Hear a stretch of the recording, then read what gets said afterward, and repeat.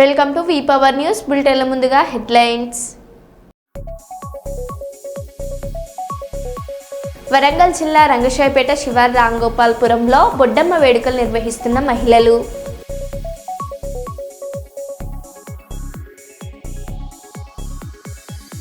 Tirumala TTD EO Anil Kumar Singhal media సమావేశం.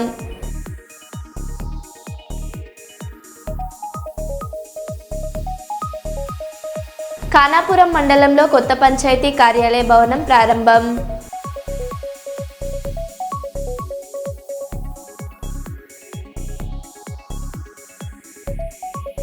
కర్నూలులో విద్యుత్ ఉద్యోగాల రిలే నిరాహార దీక్ష.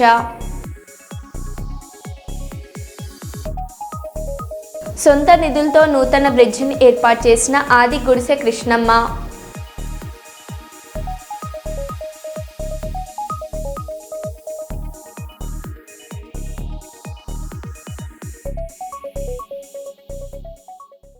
ఇక వివరాల్లోకి వెళ్తే, కర్నూలు జిల్లా అదోని పట్టణంలో శుక్రవారం నాడు ఆదిగుడిసె కృష్ణమ్మ విలేకరి సమావేశంలో మాట్లాడుతూ, అదేవిధంగా గత కొన్ని రోజులుగా ఈ కాలనీలలో ప్రజలకు ఒక బ్రిడ్జి లేక చాలా ఇబ్బందులు పడుతున్నారు.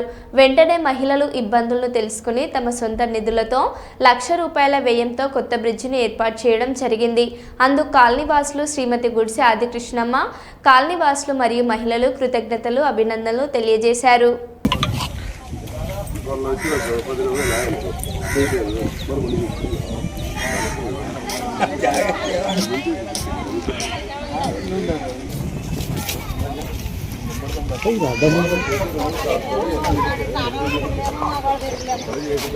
పుట్టినప్పటి నుంచి ఇదేం పేరు ఇప్పుడు మేడం వచ్చి బాగా చేసిపోతారు. అట్లా బాగా చేసేదంటే ఒక రామాయణం చేయలేకుండా బాగా చేసేదని రావాలి కదా.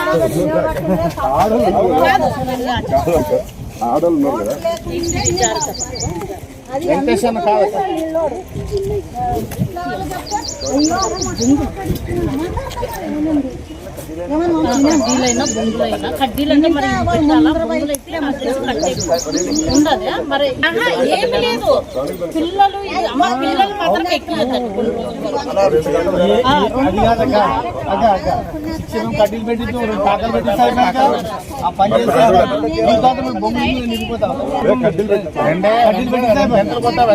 పిల్లలు పోతా కానీ జాలి వేసినట్టుంటది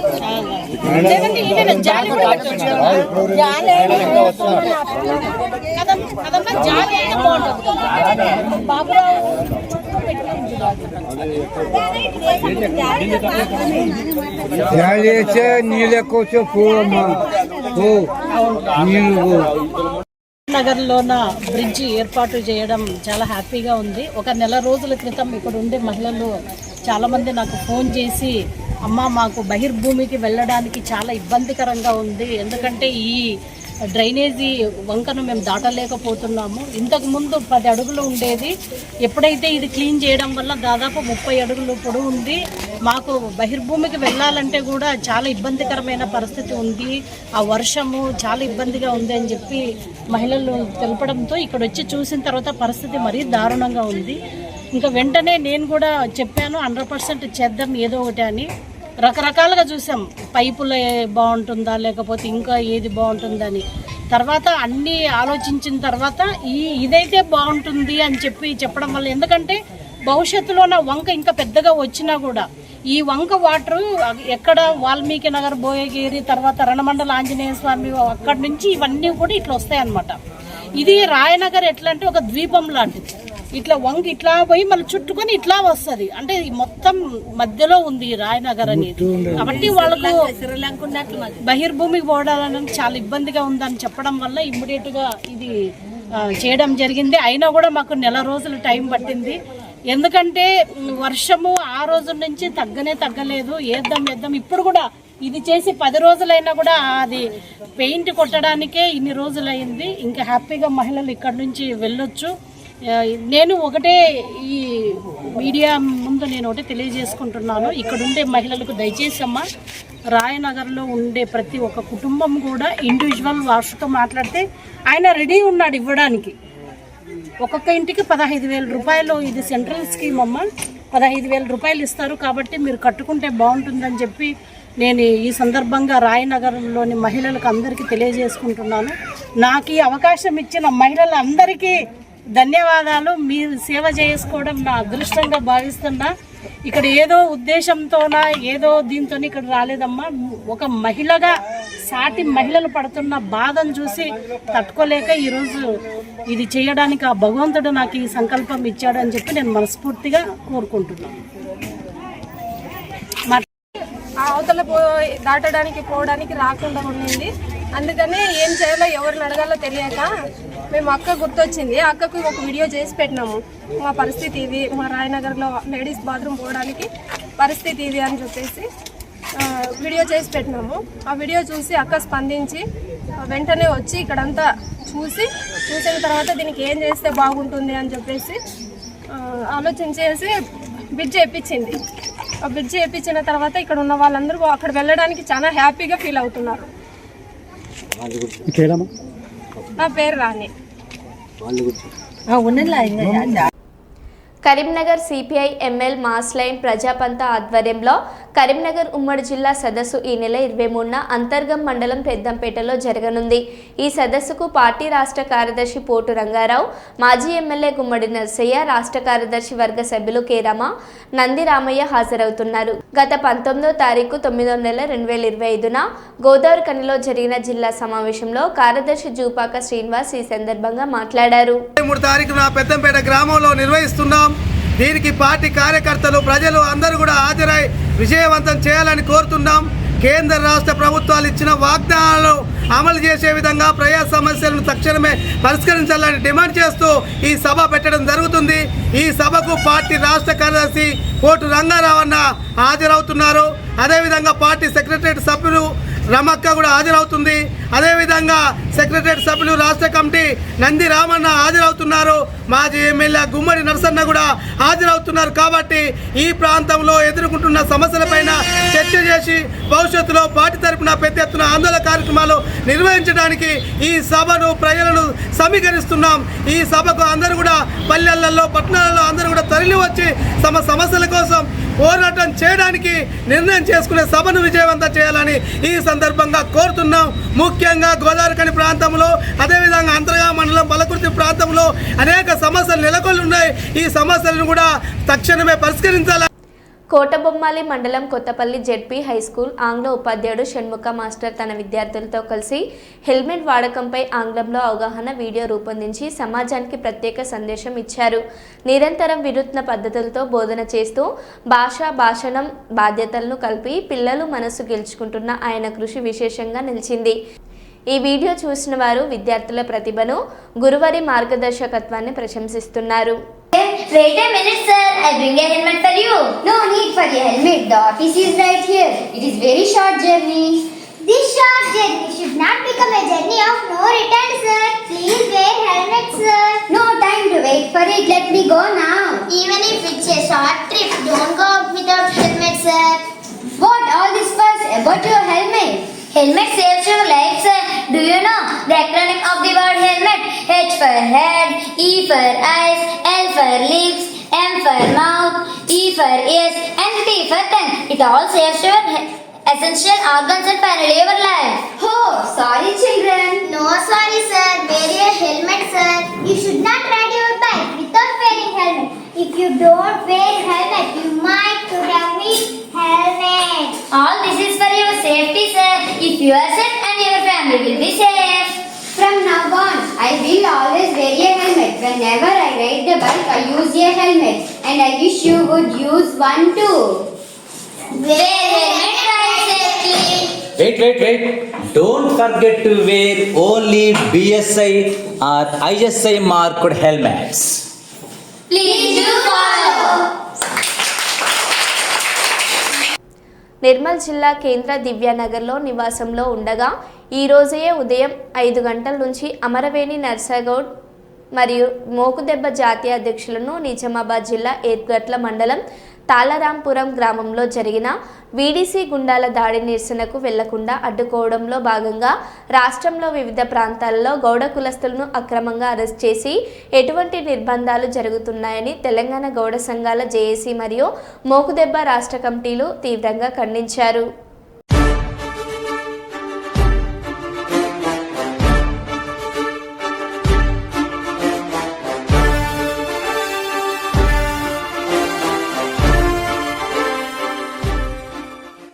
నిర్మల్ జిల్లా కేంద్రంతో పాటు జిల్లా వ్యాప్తంగా అన్ని గ్రామాలలో ఉన్నటువంటి గౌడ గీత కార్మికులను గౌడ కులస్తులను మా కార్యకర్తలందరూ కూడా ఎక్కడికక్కడ అరెస్ట్ చేయడం జరిగింది. ఈరోజు మమ్మల్ని నిర్మల్లో ఉన్నటువంటి మమ్మల్ని కూడా ఉదయం 5 గంటలకు ముందస్తుగా అరెస్ట్ చేయడం జరిగింది. వాస్తవానికి నిజామాబాద్ జిల్లా ఏర్గట్ల మండలంలోని తాళరాంపూర్ గ్రామంలో వీడీసీ వాళ్ళు గత 40 సంవత్సరాల నుంచి మరి అక్కడున్న గౌడ కులస్తులను దారుణంగా హింసిస్తూ భౌతిక దాడులు చేస్తూ, ఇంకో దుర్మార్గం ఏంటంటే వాస్తవానికి ఎక్కడన్నా కళ్ళు సీసాలు పెట్టి అమ్ముకుంటారంటే వీడీసీ వాళ్ళు ఏదైనా డబ్బులు అడిగినారంటే దానికో న్యాయంగా ఉన్నదన్నటువంటి విషయాన్ని గ్రహించాలి. కానీ అక్కడ తాళరాంపూర్లో జరుగుతున్నది ఏంది? తాటీత చెట్లు రాష్ట్ర ప్రభుత్వం మాకు ఎక్సైజ్ శాఖ రాష్ట్ర ప్రభుత్వం లైసెన్సులు ఇస్తే ఆ లైసెన్సులు ఇచ్చినటువంటి దాంట్లో మా గౌడ కులస్తుల సొంత భూముల్లో ఉన్నటువంటి తాటీత చెట్లను గీసి ఏదైతే ఒరిజినల్ అక్కడ ఉన్న కళ్ళను అమ్ముకుంటున్నటువంటి దానికి 5 లక్షలు 10 లక్షలు ఇవ్వాలని చెప్పి డిమాండ్ చేస్తూ ఉన్నారు. మరి ఇది దుర్మార్గమైన చర్య. మరి రాష్ట్ర ప్రభుత్వం ఎక్కడికక్కడ 40 సంవత్సరాల నుంచి జరుగుతున్నటువంటి సంఘటన పైన ఏదైతే ఈ దాడులకు పాల్పడుతున్నటువంటి వాళ్ళపైన కఠిన చర్యలు తీసుకోకపోవడం వల్లనే మరి ఇంత దుర్మార్గానికి ఒడిగట్టడం జరుగుతుంది. గతంలో ఇట్లాంటి ఆందోళన జరిగితే జిల్లా కలెక్టర్, ఎస్పీ, కమిషనర్ గారు, పోలీస్ కమిషనర్ అందరూ వచ్చి ఆ వీడీసీని రద్దు చేసి భారీ బహిరంగ సభ ఒక 10 రోజుల కిందట పెట్టి వాళ్ళకు సంధాయించడం జరిగింది. అయినాక వారం రోజుల లోపే గౌడ కులస్తులు గీసుకుంటున్నటువంటి చెట్లను మొత్తం నరికివేస్తే వాళ్ళు చట్టపరిధిలో గౌడ కులస్తులు అందరూ ప్రభుత్వ అధికారులకు విన్నవించుకుంటే ఎక్సైజ్ అధికారులు వచ్చి వాళ్ళని అరెస్ట్ చేసి తీసుకెళ్తుంటే గ్రామం మొత్తం ముక్కుమ్మడిగా మన నిర్బంధించి ఎక్సైజ్ అధికారులు ఒక యూనిఫామ్ ఉన్నటువంటి అధికారుల పైన దాడులు చేసి ఆఖరి ప్రభుత్వం ఎందుకు ఒక పిసిసి అధ్యక్షులు గౌరవనీయులైనటువంటి మరి మహేష్ కుమార్ గౌడ్ గారి సొంత జిల్లాలోనే ఇంత దుర్మార్గం కొనసాగుతుంటే మరి ప్రభుత్వం ఏం చేస్తున్నట్టుగా మేము ప్రశ్నిస్తూ ఉన్నాం. రాజకీయాలు పక్కన పెట్టి ఎక్కడైతే చట్టాన్ని చేతులకు తీసుకుంటున్నటువంటి వాళ్ళపైన కఠినంగా చర్యలు తీసుకోవాల్సినటువంటి బాధ్యత అక్కడున్న సిపి గారి, కమిషనర్ గారి పైన బాధ్యత ఉంది అని చెప్పి వారి బాధ్యతను మరోసారి గుర్తు చేస్తూ ఉన్నాం. కరీంనగర్లో ఏర్పాటు చేసిన విలేకరుల సమావేశంలో పీసీసీ ప్రధాన కార్యదర్శి గజ్జెల కాంతం మాట్లాడుతూ గ్యాంగ్స్టర్ నయీం ఆస్తుల లెక్క ఏమైందో ఇప్పటికీ బయటకు రాలేదని, దీనిపై ప్రభుత్వం తక్షణమే విచారణ జరిపించాలని డిమాండ్ చేస్తున్నామని తెలిపారు. అలాగే ఆయన మాట్లాడారు.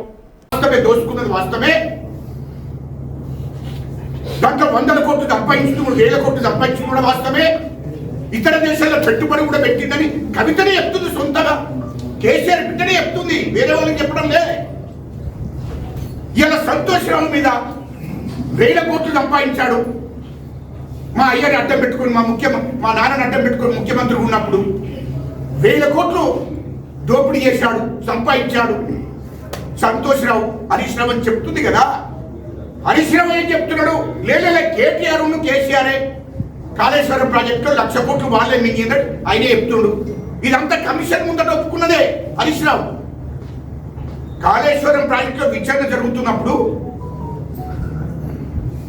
మరి గోసి కమిషన్ ముందట ఒప్పుకున్నదని. వాస్తవే కేసీఆర్, కేటీఆర్ ఆ 1,00,000 కోట్లు దోచుకున్నది వాళ్ళిద్దరే. నాకు దాంట్లో భాగస్వామ్యం లేదు అని హరీష్ రావు చెప్తున్నాడు. కవిత ఏం చెప్తుంది? లే హరీష్ రావే దీన్ని మొత్తం కారకుడు అని కవిత చెప్తుంది. ఇవన్నీ వాస్తవాలు మీ కుటుంబం నుంచే బయటకు వస్తున్నాయి. ఇయలో రాష్ట్ర వ్యాప్తంగా ఆనాడు మీ 10 ఏళ్ల ప్రభుత్వంలో, టీఆర్ఎస్ ప్రభుత్వంలో అన్ని శాఖలలో కూడా దోపిడీ జరిగింది. అన్ని శాఖలలో కూడా మీరు దోపిడీ చేశారు 1000 కోట్లు. ఇది వాస్తవాలు. అవన్నిటి మీద కూడా విచారణ జరుగుతుంది. హైదరాబాద్లో చుట్టూ 30,000 ఎకరాల భూమి మీ బీనా పేర్ల మీద ఉన్నది, దాని మీద కూడా విచారణ జరుగుతుంది. 5 లక్షల ఎకరాల భూమి ప్రభుత్వ భూమిని కేసీఆర్, కేటీఆర్ మరి ఆంధ్ర బడాబాబులకు మరి వాళ్ళకు అప్పయ్యపడం జరిగింది. దాంట్లో కూడా 1000 కోట్లు తీసుకున్నారు. 5 లక్షల ఎకరాల భూమి ప్రభుత్వ భూమి. ఇది బడాబాబులకు అప్పగించారు, దాంట్లో 1000 కోట్లు మీరు దోసుకున్నది అవన్నీ బయటకు వస్తున్నాయి. ఇవన్నిటి మీద విచారణ జరుగుతుంది. ఎందుకు తొందరపడుతున్నారు మీరు?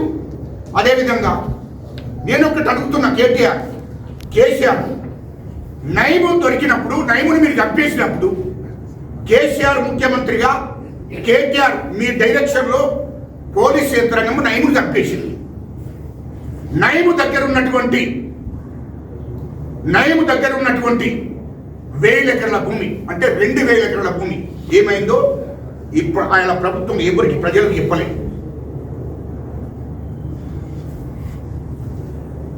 అదే నైము దగ్గర దొరికినటువంటి 2000 కోట్లు ఏమైనా ఇప్పటి వరకు ప్రజలకు చెప్పలేదు. అది ప్రభుత్వ ఖజానా పంపకుండా కేసీఆర్ ఖజానాకు పోయింది. ఇది వాస్తవం కాదా కేటీఆర్? ఇది వాస్తవం కాదా? దాని మీద కూడా మా ముఖ్యమంత్రి గారికి చెప్తున్నాం మేము. ఖచ్చితంగా నైము ఆస్తుల మీద 2000 ఎకరాల భూమి ప్లస్ 2000 కోట్ల రూపాయలు అవిటి మీద విచారణ, అది ప్రభుత్వ ఖజానాకు పోవాలి. ఎందుకంటే నైము అనేటోడు ప్రజల సొమ్మును దోసినటువంటి డబ్బదంతా అది ఎక్కడికి పోవాలి? ప్రభుత్వ ఖజానాకు పోవాలి 2000 కోట్లు. కానీ ఎక్కడికి పోయింది? కేటీఆర్ వల్ల ఖజానా వాళ్ళ ఇంట్లోకి పోయింది అడ్డ. అది ప్రజలకు చూపించలేదు, ప్రభుత్వ ఖజానాకు పంపలేదు. మరి ఇంత దోపిడీ మీరు చేసుకుంటూ మళ్ళీ మా ప్రభుత్వాన్ని మాట్లాడుతుంటే మేము చేతులు కట్టుకుంటూ కూర్చుంటామనుకుంటున్నా మీరు? నాకు అర్థం కాలే. రెండవది, ఖచ్చితంగా ఇది మా ముఖ్యమంత్రి గారికి ఇప్పటికే నోటీసులో పెట్టాము. నైమ్ కేసులు ఖచ్చితంగా ఆయన ఎన్కౌంటర్ చేసిన తర్వాత ఆయన ఆస్తులన్నీ కూడా ప్రభుత్వ ఖజానాకు చెందవలసిందే. కానీ ప్రభుత్వ ఖజానాకు రాకుండా కేటీఆర్ కుటుంబం దగ్గరికి వెళ్ళిపోయినాయి, వాళ్ళ ఇంట్లోకి వెళ్ళిపోయినాయి. వైసీపీ చెలో మెడికల్ కాలేజ్ కార్యక్రమంలో ఉద్రిక్తత. విజయనగరం మెడికల్ కాలేజీ వద్దకు భారీగా చేరుకున్న వైసీపీ శ్రేణులు అడ్డుకునేందుకు ప్రయత్నించిన పోలీసులు అయినా చుచ్చుకుంటూ వెళ్లిపోయిన వైసీపీ నాయకులు, కార్యకర్తలు.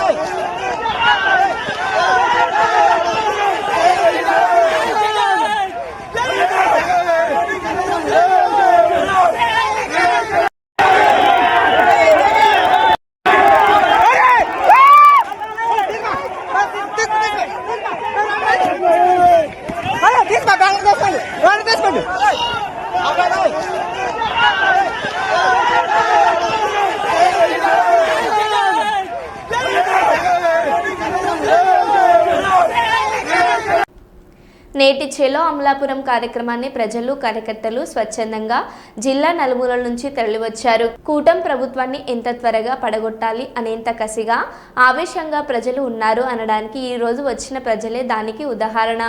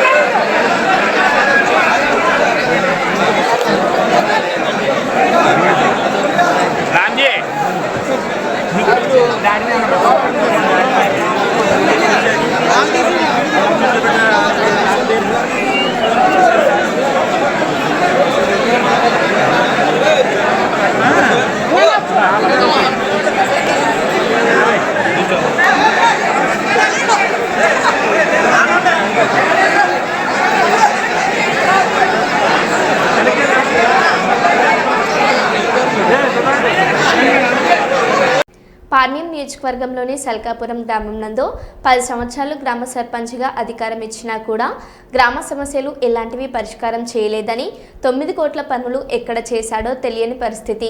గ్రామంలో నాణ్యత లేని సీసీ రోడ్లు, డ్రైనేజీ కాల్వలు మరియు వ్యవసాయ రహదారులకు దారి లేని పరిస్థితి ఏర్పడింది. మరియు పేద ప్రజలకు ఇళ్ల పట్టాలు ఇప్పిస్తామని తమకు సంబంధించిన వాళ్ళకు మాత్రమే తప్ప ఇతరులకు ఎవరికి ఇళ్ల పట్టాలు అయింది లేదన్నారు. ఈసారి జరగబోయే ఎలక్షన్లో కూటమి అభ్యర్థులకి ఎవరికి కేటాయించినా గెలిపించుకునే 6 నెలల్లోనే అభివృద్ధి అంటే ఏంటో చూపిస్తామని సవాల్ విసిరారు. ఇప్పటి వరకు గ్రామంలో జరిగిన ప్రతి పని తెలుగుదేశం పార్టీ హయాంలోనే జరిగిందని టీడీపీ మెంబర్ మహేందర్ అన్నారు. ఈ కార్యక్రమంలో గ్రామ ప్రజలు తదితరులు పాల్గొన్నారు.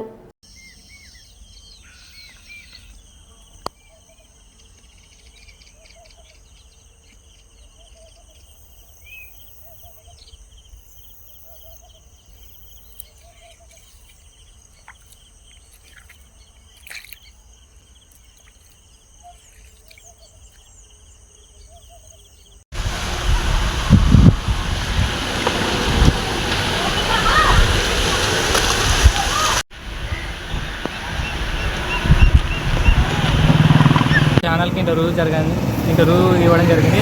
దాని సందర్భంగా మేము ఈరోజు మీడియా మిత్రుల ముందుకు రావడం జరిగింది. ఆయన ఆ ఇంటర్వ్యూలో 9 కోట్ల అభివృద్ధి జరిగిందని చెప్పినారు. ఆ 9 కోట్ల అభివృద్ధి ఎక్కడ జరిగిందో మాకైతే అర్థం కావడం లేదు. ఆయన చేసిన అభివృద్ధి ఆయన స్వలాభాల కోసం నాణ్యత లేని సిమెంట్ రోడ్లు అయితేనేమి, వాటర్ సప్లై అయితేనేమి, డ్రైనేజ్ సల్కాపురంలో డ్రైనేజ్ వ్యవస్థ అంత హీనంగా ఈ కల్లూరు మండలంలోనే ఇక్కడ లేదు. 10 ఏళ్ళు ఆయనకు అవకాశం ఇచ్చారు, గొప్ప అవకాశం. కానీ ఆయన డ్రైనేజ్ వ్యవస్థ కానీ, వ్యవసాయ రహదారులు కానీ ఇవాళ గ్రామ పంచాయతీ కార్యాలయం కట్టినారు ఆయన హయాంలోనే.